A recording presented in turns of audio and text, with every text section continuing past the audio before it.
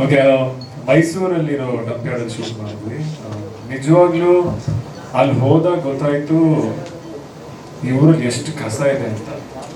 ನಾನು ನಿಜವಾಗ್ಲೂ ಎಕ್ಸ್ಪೆಕ್ಟ್ ಮಾಡಿಲ್ಲ. ಅಫ್ಕೋರ್ಸ್ ಫೋಟೋಸ್ ನೋಡಿದ್ದೆ ಎಲ್ಲ, ಬಟ್ ಅಲ್ಲಿ ಹೋದಾಗ ಅಂದರೆ ಬೆಟ್ಟ ಥರ ಇದೆ ಫುಲ್. ನಾವೆಲ್ಲರೂ ಈ ಚಿಕ್ಕಮಗಳೂರು ಕಡೆ ಹಿಲ್ ಸ್ಟೇಷನ್ ನೋಡಿದಾಗ ಅದೇ ಥರ ಬೆಟ್ಟ ಆಗುವಷ್ಟು ಕಸ ಇದೆ. ಆ್ಯಂಡ್ ಅಲ್ಲಿರೋರು ತುಂಬ ಕಷ್ಟಪಡ್ತಿದ್ದಾರೆ. ನಮಗೆ ಒಂದು ಸ್ವಲ್ಪ ಹೊತ್ತಿದ್ದೇನೆ ಲೈಕ್ ಉಸಿರಾಡೋಕೆ ಕಷ್ಟ ಆಗ್ತಿತ್ತು ಅಲ್ಲೇ. ಬಟ್ ಅಲ್ಲಿರೋರು ನೋಡಿದ್ರೆ ಅವ್ರಿಗೆ ಏನು ಬೇಜಾರಿಂದ ಕೆಲಸ ಮಾಡ್ತಾರೆ.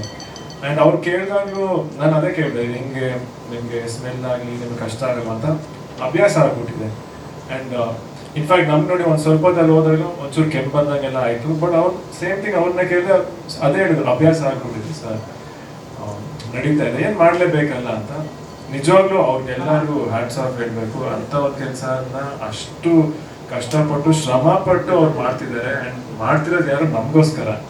ಆ್ಯಂಡ್ ಅಲ್ಲಿ ನಾನು ನಿಜವಾಗ್ಲೂ ಅರ್ಥ ಆಯಿತು, ಈ ವೇಸ್ಟ್ ಮ್ಯಾನೇಜ್ಮೆಂಟ್ ಅನ್ನೋದು ತುಂಬ ಇಂಪಾರ್ಟೆಂಟು.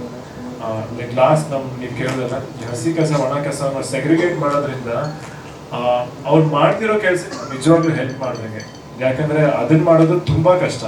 ಆ್ಯಂಡ್ ಅದನ್ನು ಮಾಡೋದ್ರಿಂದ ಆದಷ್ಟು ನಾವು ರೀಸೈಕಲ್ ಮಾಡೋದಾಗಲಿ ಅದಕ್ಕೆ ಹೆಲ್ಪ್ ಆಗುತ್ತೆ. ಸೊ ಡೆಫಿನೆಟ್ಲಿ ಪ್ರತಿಯೊಬ್ಬರು ಈ ವಿಷಯಕ್ಕೆ ತುಂಬ ಗಮನ ಕೊಡಬೇಕು. ಕಸ ಅನ್ನೋದು ಜಾಸ್ತಿ ಆಗ್ತಾನೆ ಇದೆ. ಆ್ಯಂಡ್ ಆದಷ್ಟು ವೇಸ್ಟ್ ಸೆಗ್ರಿಗೇಷನ್, ವೇಸ್ಟ್ ಮ್ಯಾನೇಜ್ಮೆಂಟ್ನ ನಾವು ಮಾಡಲೇಬೇಕು.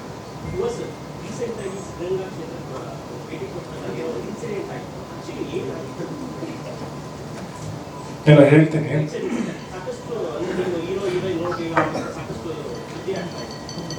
ಗೊತ್ತು, ಅಲ್ಲಿ ಆಶೀರ್ವಾದ ಪಡ್ಕೊಂಡು ನಾವು ಹೊರಡೋ ಸಮಯದಲ್ಲಿ ಇದಾಯ್ತು ಅಂತ ನನಗೂ ಗೊತ್ತಾಯ್ತು. ಅಲ್ಲಿ ತುಂಬ ಜನ ಬಂದಿದ್ರು. ಆ ಟೈಮಲ್ಲಿ ಏನೋ ತಳ್ಳಾಟ ಆಗಿ ಒಬ್ರಿಗೆ ಏಟಾಗಿ ಅವ್ರಿಗೆ ಕಾಲು ಏಟಾಯಿತು. ಇನ್ಫ್ಯಾಕ್ಟ್ ನಮ್ಗೆ ನಿಜವಾಗ್ಲೂ ಈ ವಿಷಯನೂ ಗೊತ್ತಿರಲಿಲ್ಲ. ಅದಾದ ತಕ್ಷಣ ನಮಗೆ ಕಾಲೇಜ್ ಇವೆಂಟ್ ಇತ್ತು. ಇವೆಂಟ್ ಮುಗಿಸಿದ ಮೇಲೆ ನಾನು ಇನ್ಫ್ಯಾಕ್ಟ್ ಫೋನಲ್ಲಿ ನೋಡಿದಾಗ ಈ ನ್ಯೂಸ್ ಬಂದಿತ್ತು. ಇನ್ಫ್ಯಾಕ್ಟ್ ಇಮಿಡಿಯೇಟಾಗಿ ಅಲ್ಲಿ ತುಮಕೂರಲ್ಲಿ ಸುಮಾರು ಜನ ಫ್ಯಾನ್ಸ್ ಇದ್ದಾರೆ, ನಮ್ಮ ಚಿಕ್ಕಪ್ಪನ ಫ್ಯಾನ್ಸು. ಅವ್ರನ್ನ ಭೇಟಿ ಮಾಡಿ ಹಾಸ್ಪಿಟ್ಲಿಗೆ ಹೋಗಿ ವಿಚಾರಿಸಿ ಏನು ಫ್ರ್ಯಾಕ್ಚರ್ ಏನಾಗಿಲ್ಲ, ಕಾಲು ಹುಡುಕಿದೆ ಅಂತ ಹೇಳಿ ಅವ್ರನ್ನ ಮಾತಾಡಿಸಿ ಅವ್ರಿಗೇನು ಸಪೋರ್ಟ್ ಮಾಡಬೇಕು ಆ ಸಪೋರ್ಟು ಮಾಡಿದ್ವಿ.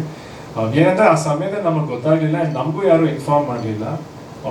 ಅಲ್ಲಿ ಯಾವುದೋ ಐ ಥಿಂಕ್ TV9 ರಿಪೋರ್ಟ್ ಒಬ್ರು, ಅವ್ರಿಗೆ ನಾನು ಥ್ಯಾಂಕ್ಸ್ ಹೇಳಬೇಕು. ಯಾಕಂದರೆ ಅವರು ಇಮಿಡಿಯೇಟಾಗಿ ಅವ್ರನ್ನ ಹಾಸ್ಪಿಟಲ್ ಕರ್ಕೊಂಡು ಹೋದ್ರು. ಇನ್ಫ್ಯಾಕ್ಟ್ ಇಮಿಡಿಯೇಟಾಗಿ ಕರ್ಕೊಂಡು ಹೋದ್ರು. ಆ್ಯಂಡ್ ಡಾಕ್ಟ್ರಿಗೂ ತೋರಿಸಿದ್ರು. ತುಂಬ ಖುಷಿ ಆಯಿತು ಅವ್ರಿಗೆ. ಆ್ಯಂಡ್ ಅಲ್ಲಿ ಬೌನ್ಸರ್ ಏನೋ ತಳ್ಳಿದ್ರು ಅಂತ ಗೊತ್ತಾಯಿತು. ನಾನು ಅವ್ರ ಹತ್ರ ಮಾತಾಡಿದೆ. ಇನ್ಫ್ಯಾಕ್ಟ್ ಅವ್ರಿಗೂ ಹೇಳಿದೆ, ನಿಜವಾಗ್ಲೂ ಆ ಬೌನ್ಸರ್ ಪರವಾಗಿ ನಾನು ಕ್ಷಮೆ ಕೇಳ್ತೀನಿ. ಯಾವುದೂ ನಾವು ಎಕ್ಸ್ಪೆಕ್ಟ್ ಮಾಡಿಲ್ಲ ಆಗಬೇಕಂತ ನಮಗೂ ನಿಜ. ಬಟ್ ಅವ್ರು ಆರಾಮಾಗಿದ್ದಾರೆ. ಆ್ಯಂಡ್ ಅಷ್ಟೇ, ಈ ಘಟನೆ ಡೆಫಿನೆಟ್ಲಿ ಆಗಬಾರ್ದು. ಬಟ್ ಗಮನ ನಿಜವಾಗ್ಲೂ ನನಗೇನಾರು ಬಂದಿದ್ರೆ ಅಲ್ಲಿ ಇಮಿಡಿಯೇಟಾಗಿ ಅವ್ರ ಹತ್ರ ಮಾತಾಡಿಸ್ತಿದ್ದೆ. ಗೊತ್ತು, ನಾನು ನೋಡಿದೆ. ಹಿಂದೂ ತಿರುಗಿ ನೋಡಲೇ ಇಲ್ಲ ಅವರು, ಹಂಗೆ ಹೋಗ್ಬಿಟ್ರು.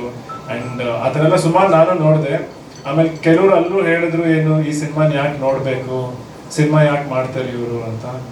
ಸರ್, ನನಗೆ ಸಿನಿಮಾ ಅಂದರೆ ಪ್ರಾಣ, ಸಿನಿಮಾ ಅಂದರೆ ನಮ್ಮ ಕಸುಬು. ಆ್ಯಂಡ್ ಸಿಕ್ಕಾಪಟ್ಟೆ ಪ್ರೀತಿಯಿಂದ ಮಾಡ್ತೀವಿ. ಆ್ಯಂಡ್ ಇವತ್ತು ನನಗೆ ನಿಜವಾಗ್ಲೂ ಬೇಜಾರಾಯಿತು ಅವತ್ತು ನ್ಯೂಸಲ್ಲಿ ಆ ವಿಷಯ ನೋಡಿದಾಗ. ಸಿನಿಮಾ ಯಾಕೆ ಮಾಡಬೇಕು, ಸಿನಿಮಾನ ಯಾಕೆ ನೋಡಬೇಕು ಅಂತ ಪ್ರಶ್ನೆ ಮಾಡೋದು ಸಖತ್ ಹರ್ಟ್ ಆಯಿತು. ಯಾಕಂದರೆ ಇವತ್ತು ಕನ್ನಡ ಇಂಡಸ್ಟ್ರಿಲಿ ನಾವುಗಳೇ ಮಾತಾಡ್ತೀವಿ ಸಿನಿಮಾ ಜನ ಬರಬೇಕು ನೋಡಬೇಕು ಅಂತ.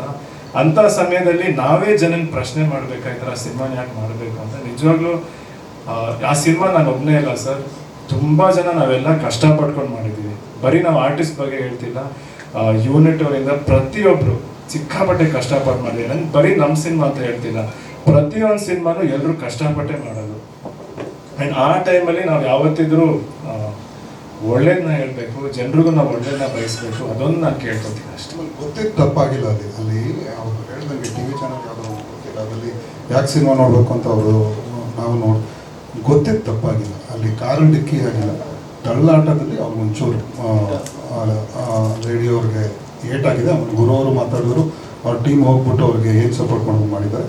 ಬಟ್ ಗೊತ್ತಿದ್ದು ತಪ್ಪಾಗಿಲ್ಲ. ಅದು ಗೊತ್ತಾದ್ಮೇಲೆ ಇಮಿಡಿಯೇಟ್ಲಿ ಅವ್ರು ಏನು ಮಾಡಬೇಕು, ಅವ್ರು ಆಗಲೇ ಅವ್ರು ಗೊತ್ತಾದಾಗ ಆಲ್ಮೋಸ್ಟ್ ಬಂದ್ಬಿಟ್ಟಿದ್ರು ಬೆಂಗಳೂರಿಗೆ. ಅಷ್ಟರಲ್ಲಿ ಅವರು ಲೇಡಿ ಅವ್ರದ್ದು ಟ್ರೀಟ್ಮೆಂಟ್ ಆಗಿ ಡಿಸ್ಚಾರ್ಜ್ ಆಗಿದೆ. It was just minor. ಹೌದಾ, ಅಂದರೆ ಮೈನರ್ ಅಂದರೆ ಏಟಾಗಿರೋದು ನಿಜ. ಬಟ್ ಅದಕ್ಕೆ ಸಾರಿ ಕೇಳ್ತೀವಿ, ಬಿಕಾಸ್ ಅವ್ರು ಹೇಳಿದ್ರು ಬೌನ್ಸರ್ ಕಡೆಯಿಂದ ಸಾರಿ ಕೇಳ್ತೀವಿ. ಬಟ್ ಇಂಟೆನ್ಷನಲ್ ಆಗಿರೋದಲ್ಲ ಸರ್.